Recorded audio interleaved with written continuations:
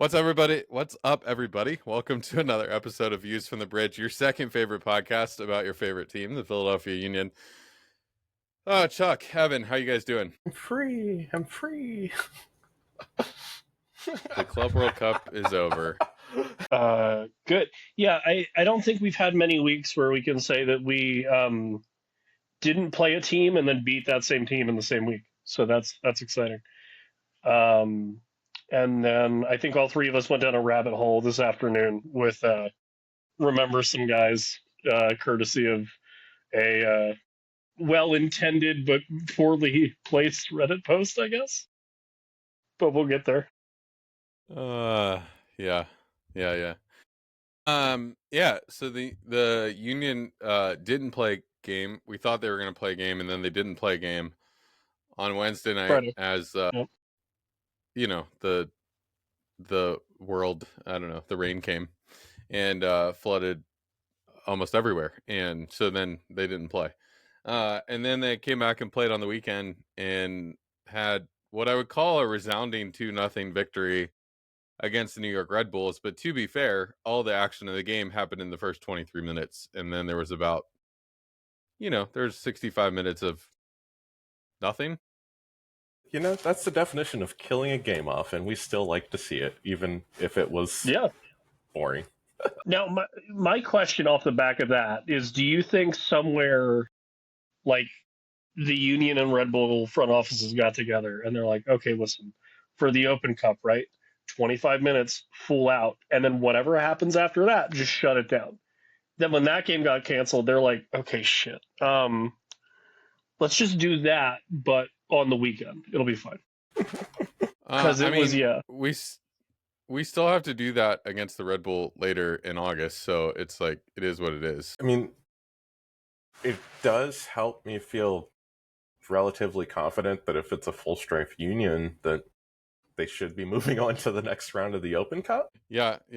I would be a lot more disappointed to lose in August after the performance in that game. Yeah, but to be fair to what actually happened in the game, Ty Bariba's back, Quinn Sullivan is back, and Indiana Vassilev and Bruno Damiani scored the goals. Yes. Quinn was involved. Yeah. I mean, you're right. What was it? Quinn had an assist, and was it Ty for the other one? Was it him for the other? It was like given. Yeah.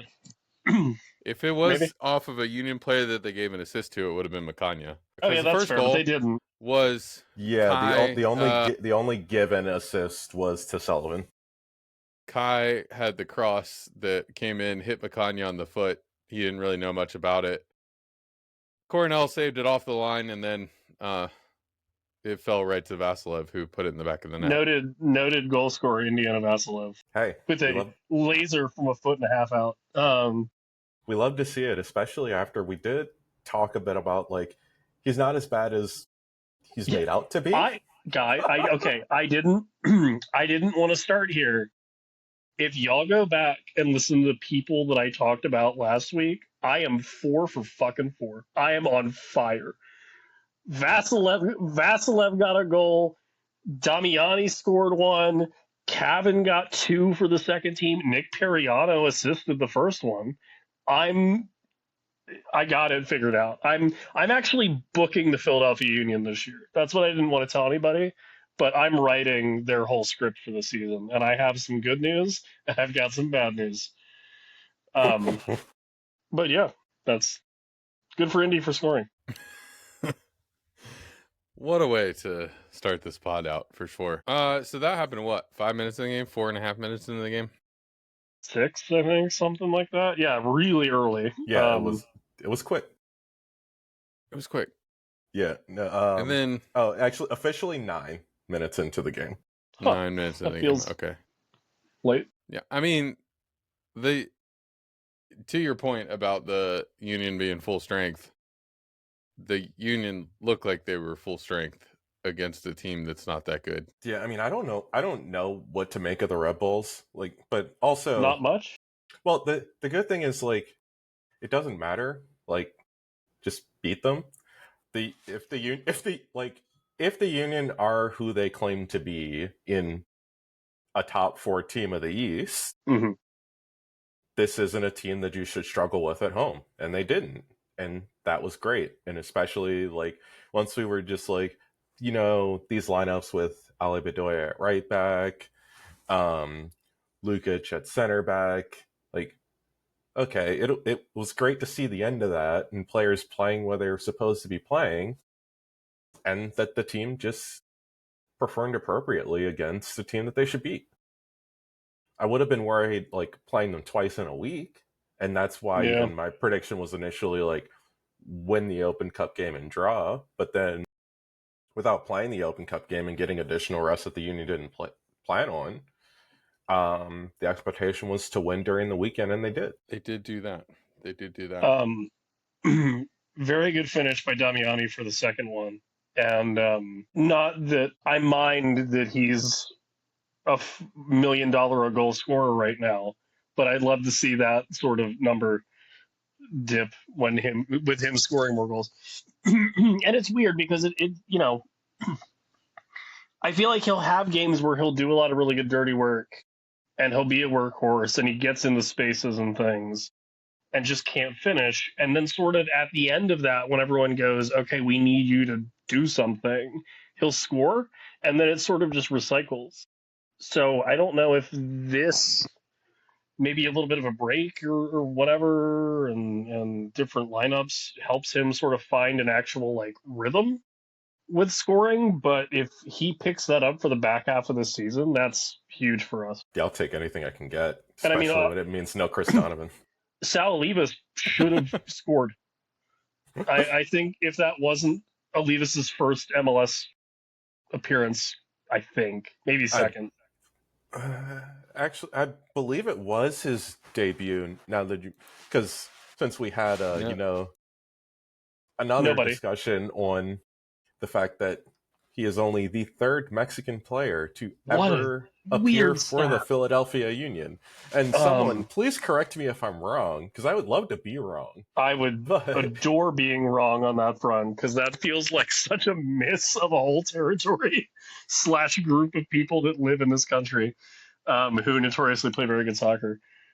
Just to 3 years and however many, or 3 players in however many years is absurd.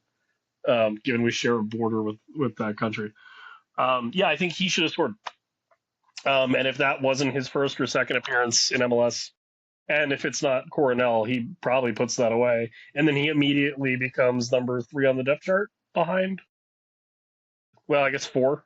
Yeah, 4. There is a third striker who does exist, and he's not, and he's perfectly fine at what he does. Yeah. It's just that this is it's always just so funny when you put a price tag with someone's performance, because if he was making even half of what his current salary is, everything will be perfectly fine.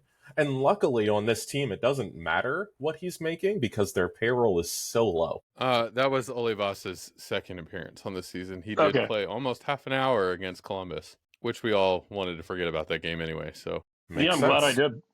So, still, for the sake of memory, that's his debut. Yep. Yeah. Congratulations on your second appearance. A funny stat about Olivas that I just looked up is in his last 4 appearances, he has 3 yellow cards and 2 goals. I love that. He scored 2 against Toronto, 2 for the second team, and he got a yellow card in that game.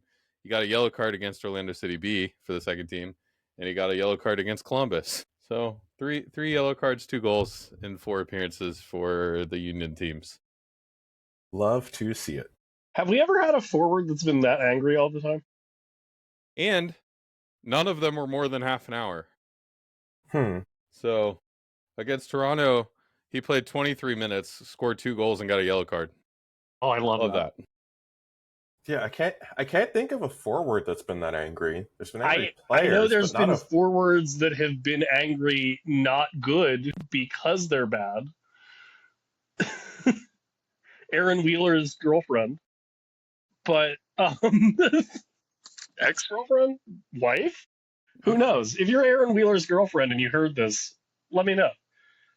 She's definitely not listening to this pod. She was vanity searching some How wild many? stuff with the Harrisburg City Islanders. I mean, how many podcasts is Aaron Wheeler being mentioned on? We've done a great job at keeping forwards that used to play for this team in someone's mind besides ours this month. Yeah. So during all of this is just going to turn into a nice session of remember some guys, is what you're saying. When you come up with the worst starting 11 ever, and you're not even close, there's going to be some pushback. We have a platform. I mean, apparently we do. I have gone places that aren't Philly, and people have recognized me from this podcast. That's not an actual day job from this podcast. They pick the worst thing you do to recognize you for. And that was just about me. That wasn't about you or Justin. Union fans are sickos. Yeah, well, don't we know it? Union Justin, fans anything else on the... Union fans are sickos. Here's my story. I don't know if I ever told this one. There was a guy, and if this is you, I'm gonna mention you. He was giving all heck to the Riverhounds fans all game long during the Open Cup game. No. And then after the game, I come walking down the stairs to go towards the field. And he goes, "Oh, aren't you on that podcast?"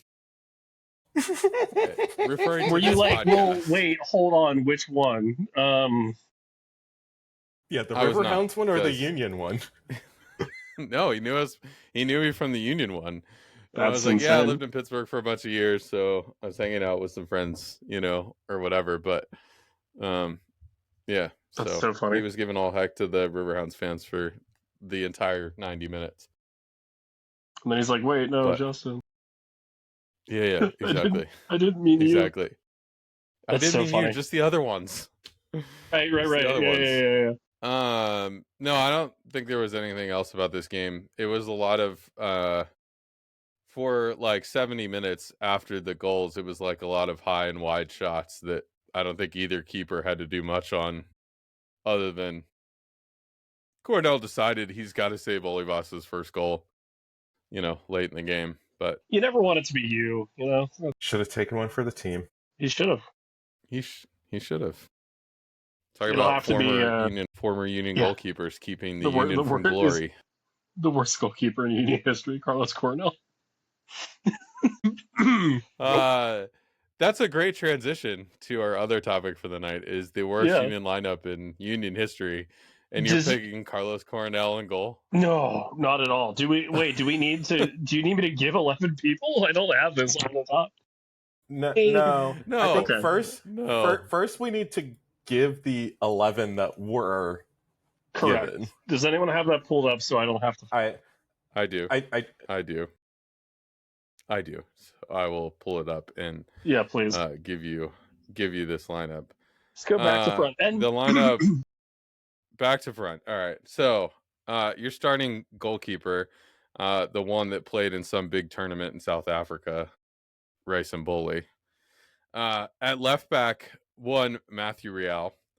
At center back, Ken Tribbett and Richie Marquez. At right back, Ethan White at right back. Your midfield three of Mo Edu, Warren Craval, and Adam Najim. And then your front three of Andrew Wenger, Jay Simpson, and Chris Donovan.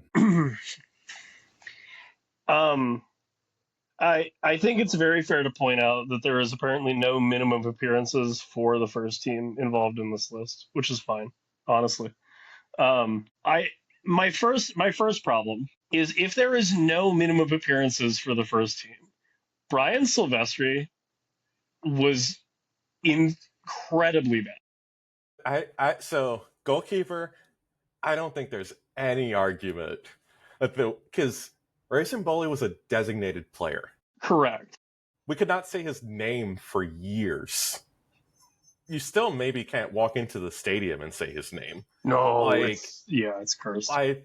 And he is probably considered one of the worst designated players in MLS history. Oh, absolutely. And that's an impressive title to carry because there's been some absolute flops. He might have just recently got lapped by 2 Italians on the same team at the same time, but... And it's like, you can put, like, Brian Sylvester and Joe Bendick at, like, pretty close to equal levels of terrible and losing the Union as many games as they appeared in. Yeah. But just the fact that they did not cost the resources, and this was back when the Union like didn't have real designated players. I mean, they still barely do, but they at least officially have 3 of them. This was, we're spending on a place where we absolutely shouldn't spend, and that's who we got. In the same, not to mention, that was in the same calendar year of which we drafted Andre Blake, I believe. Yeah. Well, let's not talk about how many times Andre Blake was passed over before becoming Andre Blake. Backline, it's weird, and to give some grace to the person that made this list, I think we've played like 3 left backs in total, and Fabinho was there for like 800 years and was never like that bad. It was just kind of like, we really should probably find someone that's better at this.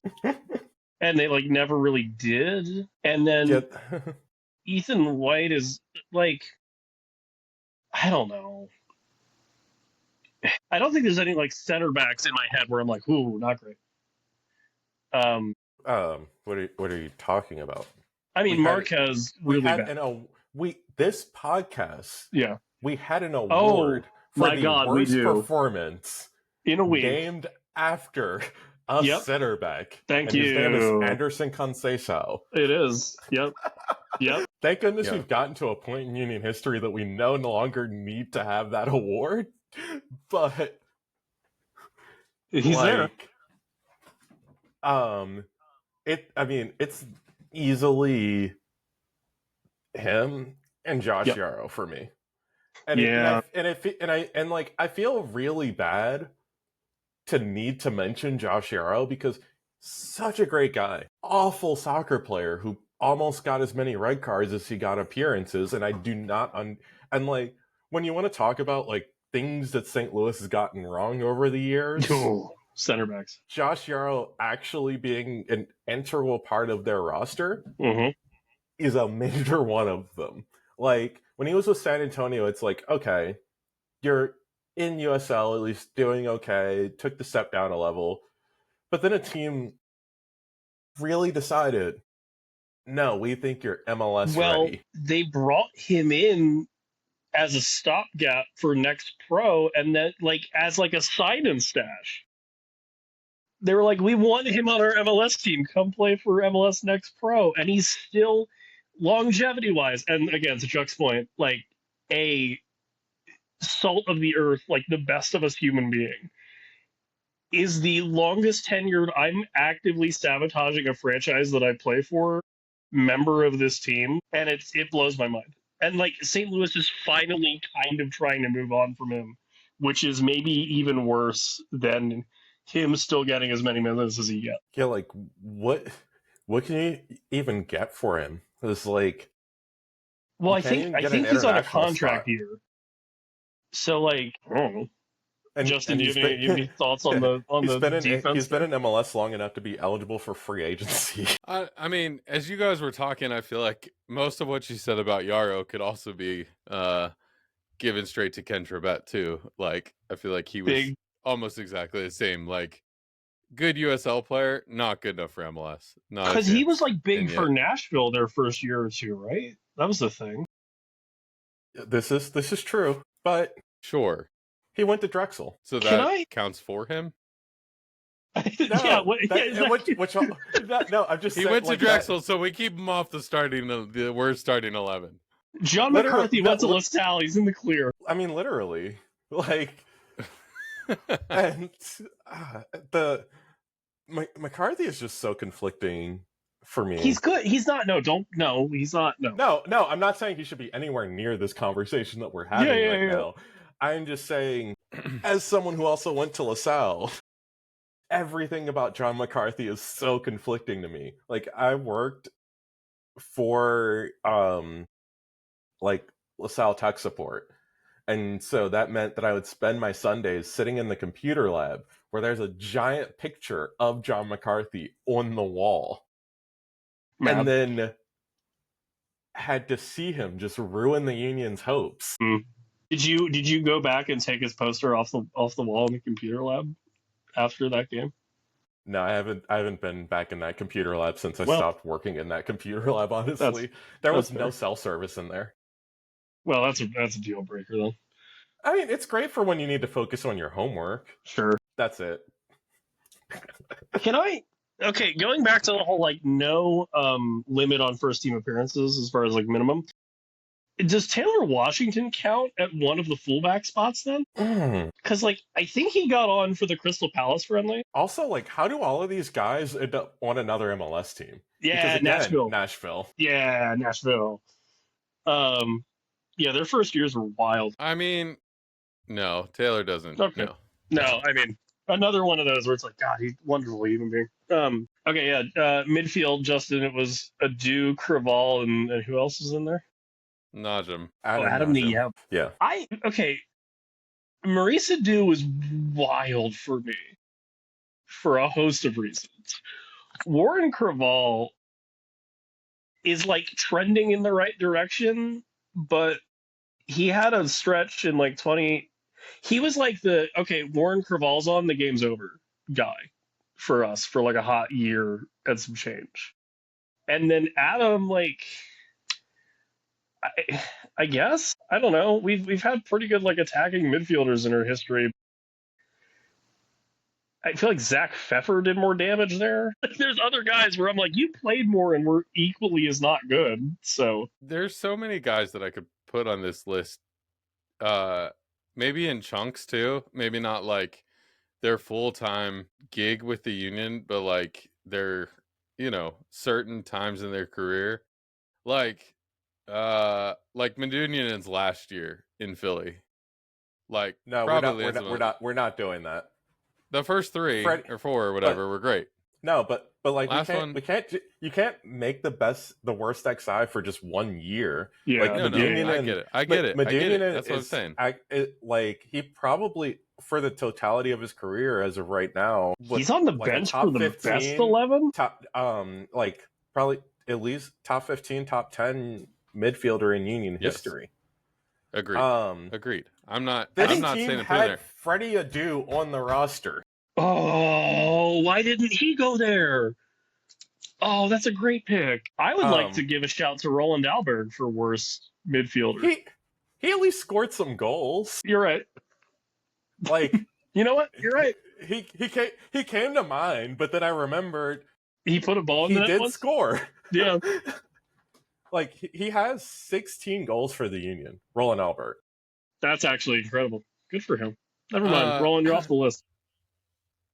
Mo Adu being on this list is sort of it's kind of like the equivalent of putting Jack Elliott in the midfield for the 2 games that he played defensive midfielder and was bad. It's like Mo Adu, when he was on the field, he was a great center back. Did he play much at the midfielder? No. And was he good? He was injured half the time, so nobody knew. Right. But like this is not a guy that you put there. This is tough because I feel like, because even I almost want to even include most disappointing midfielder that I had very high expectations for, and put Anthony Fontana here. Oh, that's weird. I get it. I still don't think that he actually climbs to this level because the real inclusion is probably Marcus Epps. Yeah, I mean, if I can somehow he made 32 appearances. Actually, you know what? For the wings on this team, I want Marcus Epps and I want Eric Ayuk because that's the epitome. They're the same dude. No, they run. I still think no. Evan. Yep. You cannot. One of the most iconic clips of the Union is he dribbled the ball out of bounds. Andrew Wenger dribbled it out of bounds. That has to. You can't not make a starting 11. We're starting 11 without having Andrew Wenger in the lineup. Chuck, I need you to pull Andrew Wenger's goal totals because I don't want that on my Google search for the rest of my life. Is it more or less than mine is already before fucked, he so says it's fine. Before he says it, is it more or less than Allberg, Evan? Oh man, I had a number in my head and it was pretty much that one. I'll give you combined. Actually, is it combined goals and assists more or less than Albert? Well, I hate that even more now. Shit, 16. That feels so good too. It's gonna be more, but like it's gonna be like 18. I hate you so much. Okay. Combined in goals and assists. Yeah. Roland Allberg. Yeah. Scored 16 goals himself and assisted 4 more. So 20. Andrew Wenger. 9 goals, 7 assists.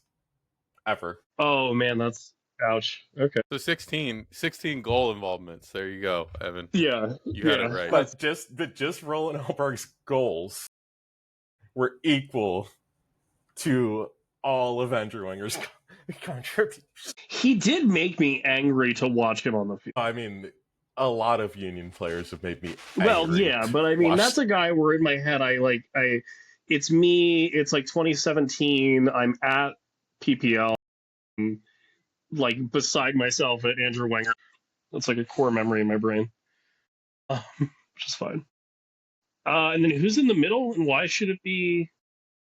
I mean, really, that's the most contentious position, I think, for the first team is your striker. And there's so many. Because I mean, here's my really hot take: Connor Case. Explain yourself. He comes over as like MLS Cup winner, scored a goal on his back, did the whole thing for the Colorado Rapids. He plays for like 9 years for the Union, scores, I don't know, 5 goals or something, forgets how to run, has the movement of Giovinco and the finishing of apparently Andrew Wenger. I mean, it was just bad. It was so bad. But there were some absolutely awful forwards to play for this team. You're gonna say the name, and it's right. He might have like the best chant in Union history. Yeah, hey Connor, fuck someone up. Yeah, I forgot about that one because it doesn't happen anymore. They need to give that to somebody else. They could have given it to Martinez. It's right there. Jose is two syllables. That would have been crazy. Yeah, the problem is like you don't want to egg him into getting it right. Yeah, no, like, hey, Jovan, fuck someone up. He'd be like, all right, he didn't need any help. Yeah, he didn't need any help. We have guys that can do it though. I'm pleading anybody. Danley, Carnell. Actually, they should chant it at Coach Carnell just because he's such a seemingly like level-headed guy. That'd be funny. It's Jay Simpson though, right? It's got to be Jay Simpson though, right? Right. I mean, I do think that that's somewhere that they probably did get right. Yeah. But I still like I can't get Andrew Wooten out of my head there. Can I give you 2 names? Technically, there are 3 forward spots, so you can. Ooh, okay. Brian Brown and I hate it here sometimes. I actually just thought of another one. Did Amoy Brown ever make an appearance for the first team in like a friendly or anything like that? Because that dude is maybe the biggest waste of space up at forward that the organization's ever had, but I don't think he counts. The other name I wanted to bring up was Pedro Ribeiro, though, because that's another one where it's like, who even is that? But I think Brian Brown's gonna be like one of my 3. Yeah, no, I mean, this exercise hurts. Like, this is one of those things where it's just funny. Like, why do we even put ourselves through this? I mean, I know why we put ourselves through this. This is why we have a podcast. But ow. This is also what happens when the Union win a convincing 2-0 game against the Red Bull that in we don't 25 really minutes, about, there so we're just kind of there wasn't anything that happened. Yeah, and we expected to talk about 2 games, but one yeah, got rained exactly. out. I mean, literally, I was trying to wait for the first game to start.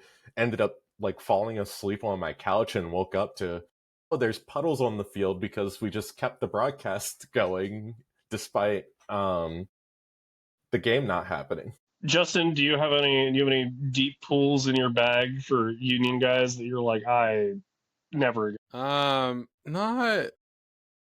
No. I mean, Freddie Adu was a really good call. I don't know why he's not on the list. And like I said, the hard thing is there's so many people that I remember for moments and not career overall. And like I think Chuck, to your point of like Anthony Fontana being like highest expectations, never fulfilled them, like whatever. There's part of me that like, not because he's a terrible player, but because he left too early, I almost want to put Pax on this list. And not because he's a terrible player. He just left too early. And so we just never got, I mean, we got money for him, I guess. But money helped. We never got to I definitely get the reasoning there. I saw in the comments of like that post, Jack DeVries was also mentioned. But Jack DeVries was put in on the bench for the guy who made it. Yeah. I think there is a more interesting kind of like. Go for it. His bench is actually good. If his first team was a little bit better, the bench is actually good. His bench was Bendik, Lowe, Zach Pfeffer, Matai Orvecht, Joaquin Torres, David Akam, Jack DeVries, and Charlie Davies. Which Joaquin Torres scored today in the Brazilian Serie B. Oh, good. When we had to figure out where he disappeared to. Well, no, literally, I just happened to look at the game because there's literally no soccer on today, and like muscle memory, I just opened the FootMob app multiple times per day, like when I'm on my phone. And so clicked on it and saw, oh, there's an early goal. Who scored it? Oh, there's Joaquin Torres. Remember when he had one good game and everyone went, oh, this is it, and then he didn't do anything? It was a really good game, though. It was a great game. He should have just, I don't know, quit the next day or something. I mean, he pretty much did. He just stayed on the roster for a while. Oh, that's fair. Yeah, they just sort of holding on to him. Everybody's like, "Oh man, that was awesome." Okay, I'm done. It's wild, by the way, that Oguchi Onyewu played for this team and is like nowhere near this list. The center backs were bad. Yeah, that's basically what that tells you. It's just how bad they were.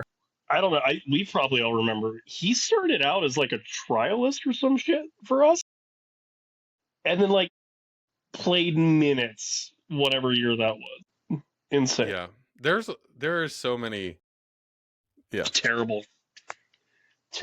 I do like the idea of like a all-time like what if roster, because I think Adu is for sure, both Freddie Adu and Maurice Adu are on that list. And then I think that's where you get your like Paxton Aronsons of the world, like yeah, the what if roster is something.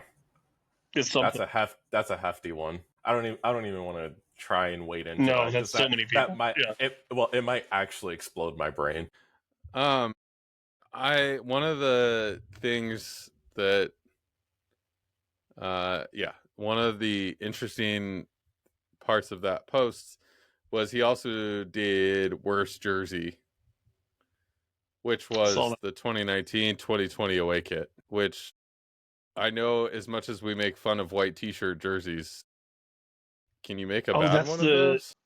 That's the white one with the stars that were like sublimated, right? No, it's the one with like the sunshine coming from the snake logo, like down on the stomach area. I like that jersey. I did too. I mean, unfortunately, the worst Union jerseys. Here's your visual that one. Yeah. Like I got you. The worst Union jerseys are like the ones for the first 3 years of this team's existence. Yeah, sort of. I get that they have like historical significance. They were fucking awful. Yeah, they're bad. So actually, what's really funny is to break whoever posted that Reddit post brain.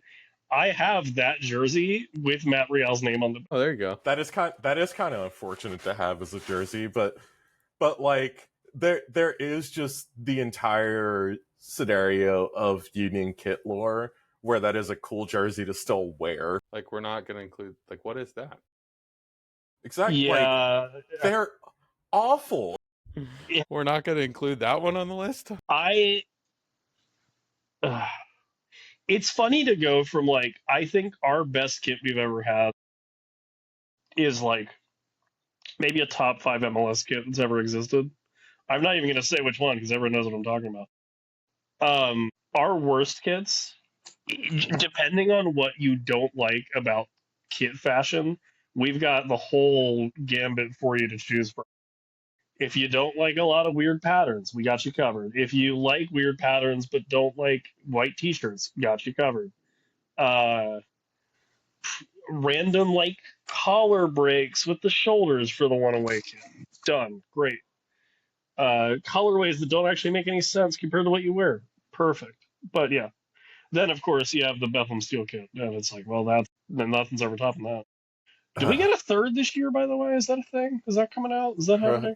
Probably not, because they end up being based on kit sales.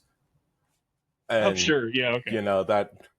Well, now they do, since the only time the Union were allowed a third basically was the Bethlehem Steel throwback that might actually be the hardest MLS team jersey to procure ever.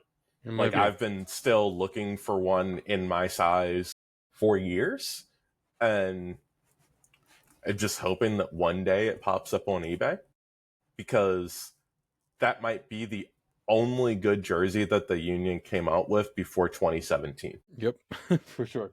And if someone wants to fight me on that, feel free. But they sucked. Yeah, the team was bad. They look incredible. They need to bring the Bethlehem Steel kit back. They bring it back. Absolutely. Yeah. Joke's on you. It's going to be a throwback to the USL. The funny thing, the all gold jersey with the blue stripe down the front. The worst part is they would do that shit, so we can't purchase it, and then it's just like, what do you do? My favorite part about that whole team's whole identity was that logo was so fucking vertically long. Like, it's so big vertically. It makes no sense. It's great. It's like they went, well, if we're going to put an I-beam in there, we have to really stretch it. It's like, you don't, though. like just, it's keep it. Yeah, no, I'm looking at it right now, and like, yeah, if anyone has it, go. The underline is just so horrid, but just the entire kit together just works, and it's the only black kit in Union history, because even like the weird alternates that they've been forced to wear via MLS have been like light blue or white. Anyway, so 2-0 after 23 minutes against the Red Bull, and that's what you get for a podcast. Absolutely. To be fair, this is probably better than our average off-topic podcast. Absolutely. It's at least about soccer. And Union soccer. Well, and it's at least around Union MLS too. For a change. Yeah, we're not... You mean you don't want to vamp on I don't know. All right, so... Who throwing a ball at somebody? Before we get out of here, 2 games in the next 4 days. One against Montreal, the other against Houston. Yay! Anything less than 6? The Houston game? Anything less than 6 is an issue. Yeah. Jack McGlynn's gonna score a fucking hat trick. No. I wish I was joking. No, he would. He's gonna rip like 8 shots during that game and score 3 goals from outside the box. Yeah. What, is Andrew Rick starting that game? What do you mean? Oh, he would. Oh wait, sorry. Is Joe Bendick gonna start that game? Rice and Boley on a 1-day contract. It's the Rice and Bully testimonial game. Philadelphia Union versus Houston Dynamo. Oh my word. Oh man. That just got me thinking. Remember when there was emergency goalkeeper signings? Yeah, Brian Sylvester.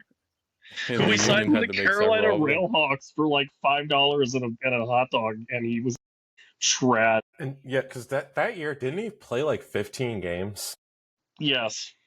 It was like an like I know I have access to look this up, but I do not want to see what the real number is because it's probably more depressing. Yeah. Because it was like Dre was hurt, McMath was hurt, and then I forget who the third was. Who was the third? But it was like he was essentially like the fifth string goalkeeper that year and played like a dozen games. It was bad. Hey, he plays. His last team that he played for was Miami FC. That makes all the sense in the world. Just so you want to. Which he played. He played Miami 12 FC games. Unfortunately does take me on a tangent away from the Union because they signed a sponsorship this year with like a lollipop brand, with the entire like campaign being "suck at something," just leaning into the fact that they might be the worst USL team to ever exist. No, there used to be a team from Puerto Rico. No, they're like on pace to beat that team at being bad. That's how bad they are. This is like Chivas USA territory bad. Yeah. There was a time in my soccer watching history that the Puerto Rican team, what were they called? The Islanders? Were they actually called the Islanders? No. I can't remember. Come on, guys. We're supposed to know this. We're sick. But they were they were like the only team that the Riverhounds could beat. Sure. For a time. They were for a time called the Islanders. Yeah, so we had the Islanders and the City Islanders. That's great. That's perfect. The Island Derby? What? Oh, that logo is awful. Oh, it's not good. Was that a thing? The Island? I hope it was. I don't know. Oh, hey, welcome back, New York Cosmos, by the way. Playing in New York. Get ready to sell out. Not even close. Yeah. Another New York team. Well, listen. It's a big area with lots of people. It's a big area. I mean, it's whatever. All right. I don't care. They're going to fold again. That's what they always do. 6 points. Next 2 games. All right. I shouldn't say that too loudly, games. But... FTC. And then we're going to broadcast them sometimes. Chuck, are we... All right. So Chuck says McGlynn's going to score a hat trick. Are we still going to beat Houston, though? Yeah, their defense is awful. So even, that's the funniest thing about this entire Jack McGlynn year is he is doing everything he can to will that team to points, and they're still terrible. Chuck. He is doing everything he can to will himself out of Texas. And he signed a new contract. Well, you have to get out, you can't play with all that uncertainty of having to not be on the diamond next year. Yeah. Counterintuitive. But yes, 6 points. That's so what are we anything less than 6 points, and this is a disappointing week run. So is tomorrow night against Montreal, is that like the worst 1-0 win that we see all season? Since Montreal's selling their entire defense, the Union might actually score 2. Yeah. Oh, they might actually score 2. They might actually score 2 down a man. One's gonna be a Montreal own goal, though. The Union are gonna be down a man and still win the game 2-0. Yeah, honestly, it'll be really dangerous when Montreal goes down a man and levels it 20 minutes later, so it ends 1-1. That'll be rough. And then a 5-3 win on we beat Saturday. Houston by like a American football score, like 21-7 or something. Yeah, Jack McGlynn scores 7 goals for the Houston Dynamo. Bruno Damiani has a triple hat trick. He just goes out and buys a Lids franchise the next day. A Lids franchise. Yeah. Oh man! All right, This team get out of has here. scarred us in so many ways. It has. No, Yeah. that's for sure. Chuck, don't That's for look at sure. Ian Glavinovich's Instagram right now. Thank you. Posted a story 3 hours ago. I saw it. I don't know what it means. I'm done. That's it. All right, that's what we think. Yep. Let us know. Tell us what you think. think about Ian Glavinovich's Instagram stories at VFTV Pod. No, tell us what you think is the worst Union lineup of all time, or the worst. Who should be in the midfield for the worst Union lineup of all time? I wanna know. And then we'll go from And there. also, what's your worst Union jersey of all time? Yeah, do that one. Give us that. Whatever you want. Let us know what you think, and then we'll talk about it next time. Talk to me. I hit the stop button. Great. There we go.